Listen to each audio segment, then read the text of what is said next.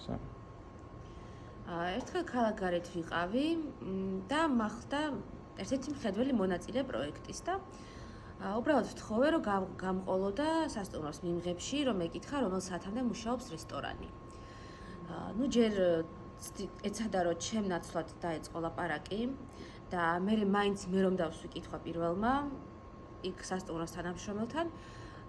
მე მაინც კითხა, რომ ხომ არ შეიძლებოდა, რომ ჩემთვის ოთახში ნომერში მოეტანათ საჭმელი.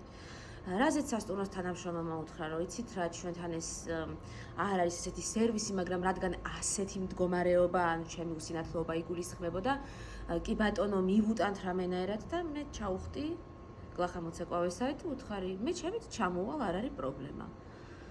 ზოგადად დახმარება გვჭირდება იმაში, რაშიც გვჭირდება, ხო? ანუ ჩვენ ვერ ვხედავთ უსინათლოები და შეიძლება ვერ ვიპოვოთ ადამიანი, ვისაც უნდა გავესაუბროთ, მაგრამ კითხვის დასმა და ჩვენი საჭიროებების ფორმულირება ძალიან კარგად შეგვიძლია.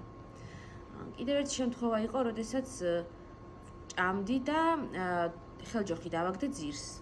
და ვიღაცა მაიღო და პირდაპირ მაგიდაზე ცხვირწინ დამიდო, რაც დაახლოებით უდრის იმას, რომ ფეხსაცმელი გაიხადო და მაგიდაზე დადო, იმიტომ რომ ნუ ხელჯოხიც დაახლოებით იგივე ზედაპირს ეხება, რასაც ფეხსაცმელი.